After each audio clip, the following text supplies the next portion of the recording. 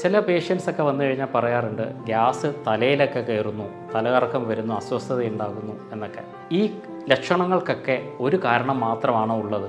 പല കാരണങ്ങളുണ്ട്. അതിൽ ഏറ്റവും പ്രധാനപ്പെട്ട 2 കാരണങ്ങളെക്കുറിച്ചാണ് ഇന്ന് നമ്മൾ ചർച്ച ചെയ്യുന്നത്. എങ്ങനെയാണ് ശരീരത്തിനകത്തുള്ള ആസിഡ് കുറയുന്നത്? ഇത്തരത്തിൽ ഹൈപ്പോ ആസിഡിറ്റി അല്ലെങ്കിൽ ആസിഡ് ശരീരത്തിൽ കുറഞ്ഞവരെ എങ്ങനെ പെട്ടെന്ന് മനസ്സിലാക്കാം? ഇത്തരത്തിൽ ഹൈപ്പോ ആസിഡിറ്റി ആണെങ്കിൽ എങ്ങനെയാണ് അതിനെ മറികടക്കാൻ വേണ്ടി കഴിയുക?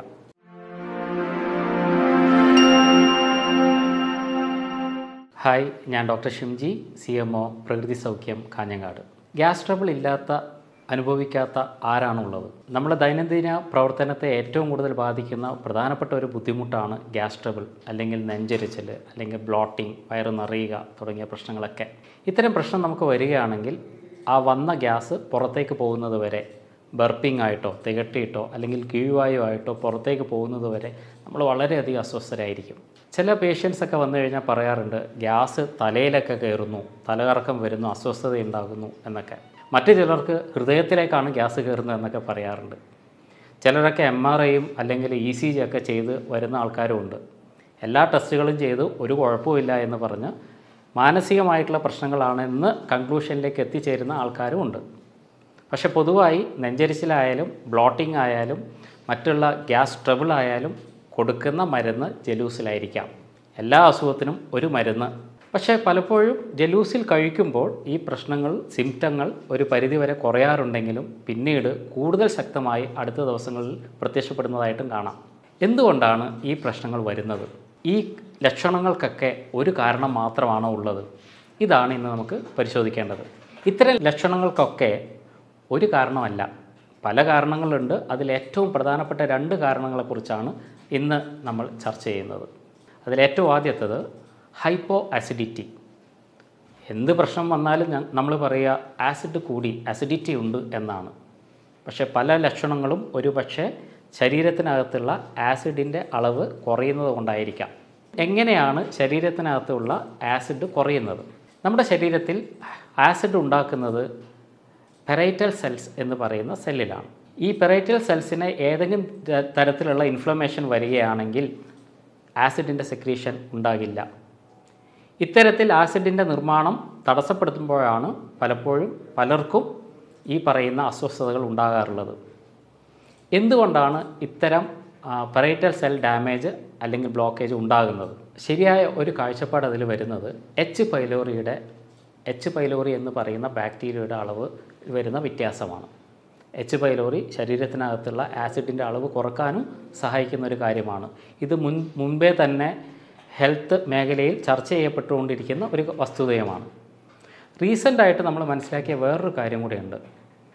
പലപ്പോഴും ഹൈപ്പോ ആസിഡിറ്റി അല്ലെങ്കിൽ ആസിഡ് കുറയുക എന്ന് പറയുന്ന കണ്ടീഷൻ അസോസിയേറ്റ് ചെയ്ത് വരുന്നത് തൈറോയ്ഡ് ആൻറ്റിബോഡിയുമായിട്ടാണ്.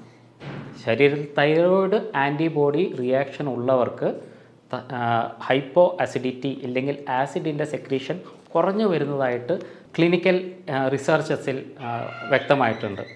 അപ്പോൾ ശരീരത്തിനകത്ത് വരുന്ന ആൻറ്റിബോഡീസ്, തൈറോയ്ഡ് ആൻറ്റിബോഡീസ് കൊണ്ടും ശരീരത്തിനകത്തുള്ള ഹൈഡ്രോക്ലോറിക് ആസിഡിൻ്റെ അളവ് കുറയാം.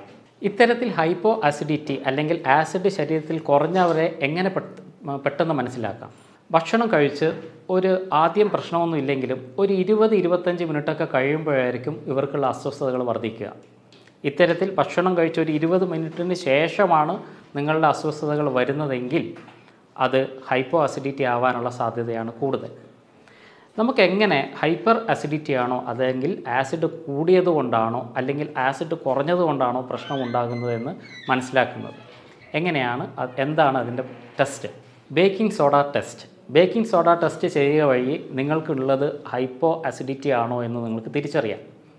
ഇതിൽ ചെയ്യേണ്ടത് 1/4 ടീസ്പൂൺ ബേക്കിംഗ് സോഡ എടുക്കുക, 100 ml വെള്ളത്തിലേക്ക് ഇത് മിക്സ് ചെയ്യുക. അത് കലക്കി കുടിച്ചതിന് ശേഷം സ്റ്റോപ്പ് വാച്ച് ഓൺ ചെയ്യുക. 4 മിനിറ്റിനകം നിങ്ങൾക്ക് ബർപ്പിംഗ് അല്ലെങ്കിൽ ഗ്യാസ് പുറത്തേക്ക് വരുന്നുണ്ടെങ്കിൽ നിങ്ങളുടെ ആസിഡ് നോർമലാണ്.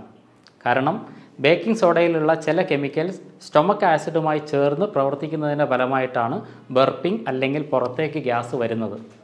പക്ഷേ നിങ്ങൾക്ക് ആ സമയത്ത് വയറിനകത്ത് ആസിഡിറ്റി ഇല്ലെങ്കിലോ, പ്രോപ്പറായിട്ട് ആസിഡ് ഇല്ലെങ്കിൽ ഈ ബർപ്പിംഗ് വരില്ല, തികട്ടലുണ്ടാകില്ല. 4 മിനിറ്റിനകവും ഈ തികട്ടൽ വന്നില്ലെങ്കിൽ ഒരു പക്ഷേ നിങ്ങൾക്ക് ഹൈപ്പോ ആസിഡിറ്റി എന്ന കണ്ടീഷനായിരിക്കാം ഉള്ളത്. ഇത്തരത്തിൽ ഹൈപ്പോ ആസിഡിറ്റി ആണെങ്കിൽ എങ്ങനെയാണ് അതിനെ മറികടക്കാൻ വേണ്ടി കഴിയുക? എൻ്റെ ക്ലിനിക്കൽ പ്രാക്ടീസിൽ സാധാരണഗതിയിൽ ഇത്രയും പ്രശ്നമായിട്ട് വരുന്ന ആൾക്കാർക്ക്, പ്രത്യേകിച്ച് മുട്ടയൊക്കെ കൊടുക്കുമ്പോൾ, ഹൈ പ്രോട്ടീനായിട്ടുള്ള സാധനങ്ങൾ കൊടുക്കുമ്പോൾ അതിന് തൊട്ട് മുമ്പ് ഒരു 5 മിനിറ്റ് മുമ്പ് ഞാൻ അവർക്ക് 1 spoon apple cider vinegar 1 glass വെള്ളത്തിൽ മിക്സ് ചെയ്ത് കൊടുക്കാറുണ്ട്. ഇത്തരത്തിൽ അവർ കഴിച്ചതിന് ശേഷം പ്രോട്ടീൻ അല്ലെങ്കിൽ മുട്ട പോലെയുള്ള സാധനങ്ങൾ കഴിച്ചു കഴിഞ്ഞാലും അവർക്ക് യാതൊരു ബുദ്ധിമുട്ടും ഇല്ലെങ്കിൽ അവർക്ക് ഹൈപ്പോ ആസിഡിറ്റി ആണെന്ന് നമുക്ക് ഉറച്ച് വിശ്വസിക്കാം. എന്തുകൊണ്ടാണ് ഈ ഗ്യാസ് ഫോർമേഷൻ ഉണ്ടാകുന്നത്? നമുക്കൊക്കെ അറിയുന്ന പോലെ ശരീരത്തിനകത്ത് കയറുന്ന ഭക്ഷണ വസ്തുക്കളിലെ പ്രോട്ടീൻ, മാംസ്യം, ഈ മാംസ്യത്തിൻ്റെ ശരിയായ ഡൈജഷന് ശരീരത്തിനകത്തുള്ള ആസിഡുകൾ അത്യാവശ്യമാണ്. ഹൈപ്പോ ആസിഡിറ്റി ആയാൽ അല്ലെങ്കിൽ ആസിഡ് ശരിയായ രീതിയിൽ ശരീരത്തിനകത്ത് ഇല്ലെങ്കിൽ ഇത്തരത്തിൽ അകത്തേക്ക് പോകുന്ന പ്രോട്ടീനുകളുടെ ദഹനം സാധ്യമാകില്ല. ഇവ അകത്ത് കിടന്ന് ഫെർമെൻറ്റഡ് ആവുകയും അതിൻ്റെ ഫലമായിട്ടുണ്ടാകുന്ന ഗ്യാസ് ഫോർമേഷനുമാണ് നമ്മളെ ബുദ്ധിമുട്ടിലേക്ക് നയിക്കുന്നത്.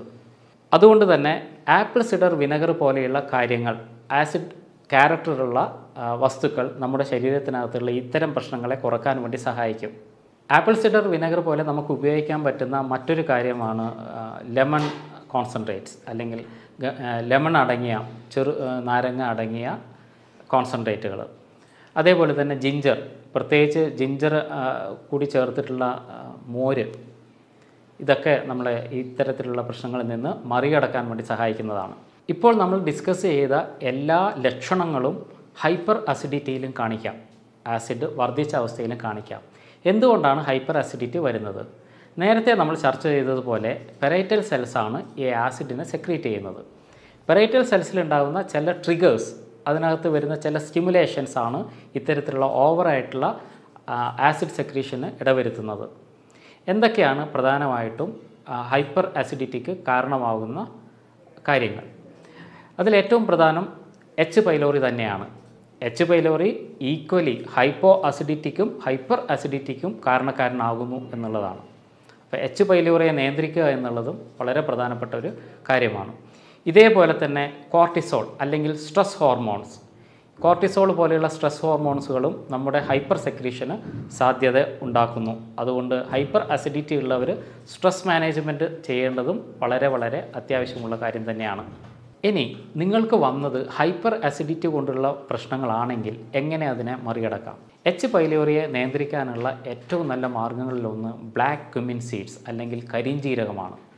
കരിഞ്ജീരകം 1-2 സ്പൂണ് പൊടിച്ച് അതിനകത്ത് തേനിൽ ചാലിച്ച് കഴിക്കുന്നത്, 2 നേരമായി കഴിക്കുന്നത് എച്ച് പൈലോറിയെ നിയന്ത്രിക്കാൻ വളരെയധികം സഹായിക്കുന്നതാണ്. പ്രോബയോട്ടിക്സ് അടങ്ങിയ ഭക്ഷണങ്ങൾ കഴിക്കുക എന്നുള്ളതും ഇതിന് നല്ലൊരു പ്രതിവിധിയാണ്. അതേപോലെ തന്നെ നന്നാറി വേര് ചതച്ചിട്ട് തിളപ്പിക്കുന്ന വെള്ളം കുടിക്കാനായി ഉപയോഗിക്കുക. 1-2 ലിറ്റർ വെള്ളം തിളപ്പിച്ച് വെച്ച് നന്നാറി വെള്ളം കുടിച്ചുകൊണ്ടിരിക്കുന്നതും ഹൈപ്പർ അസിഡിറ്റിയെ കുറക്കാൻ വേണ്ടി വളരെയധികം സഹായിക്കുന്നതാണ്. ഈ സിംറ്റംസ് അല്ലാതെ തന്നെ ഹെമറ്റോളജിക്കലി രക്തത്തിൽ വരുന്ന വ്യത്യാസങ്ങളും പഠനവിധേയമാക്കാറുണ്ട്. CBC പോലെയുള്ള ജനറലായിട്ട് ചെയ്യുന്ന ടെസ്റ്റുകൾ, അല്ലെങ്കിൽ എൻഡോസ്കോപ്പി പോലെയുള്ള കാര്യങ്ങൾ, എച്ച് പൈലോറിയുടെ പ്രസൻസ് കണ്ടുപിടിക്കാനുള്ള എക്സാമിനേഷൻസ്, ഇതെല്ലാം കൂടിച്ചേർന്ന് കൃത്യമായ രീതിയിലുള്ള ഒരു ഡയഗ്നോസിസിൽ എത്തിച്ചേർന്ന് എന്ത് അസുഖമാണോ നിങ്ങൾക്കുള്ളത്, എവിടെയാണോ അത് ബാധിച്ചിട്ടുള്ളത്, അതിനനുസരിച്ച രീതിയിലേക്കുള്ള ചിട്ടകളും ക്രമീകരണങ്ങളും ഭക്ഷണ രീതിയിലായാലും ജീവിതചര്യയിലായാലും നടത്തുക എന്നുള്ളതാണ് ഏറ്റവും പ്രധാനമായി നമ്മൾ ചെയ്യേണ്ടിയിരിക്കുന്നത്. അപ്പോൾ എന്ത് തരത്തിലുള്ള പ്രശ്നമാണ് നിങ്ങളെ ബാധിച്ചിട്ടുള്ളത്, ഹൈപ്പർ ആണോ ഹൈപ്പോ ആണോ എന്ന് തിരിച്ചറിഞ്ഞ് അതിനുള്ള ചികിത്സ ശരിയായ രീതിയിൽ ചെയ്യുക എന്നതാണ് ഈ പ്രശ്നത്തെ മറികടക്കാനുള്ള ഏറ്റവും നല്ല വഴി. കൂടുതൽ ഹെൽത്ത് ടിപ്സുമായി വീണ്ടും നമുക്ക് കാണാം. അതുവരെ എല്ലാവർക്കും നന്ദി.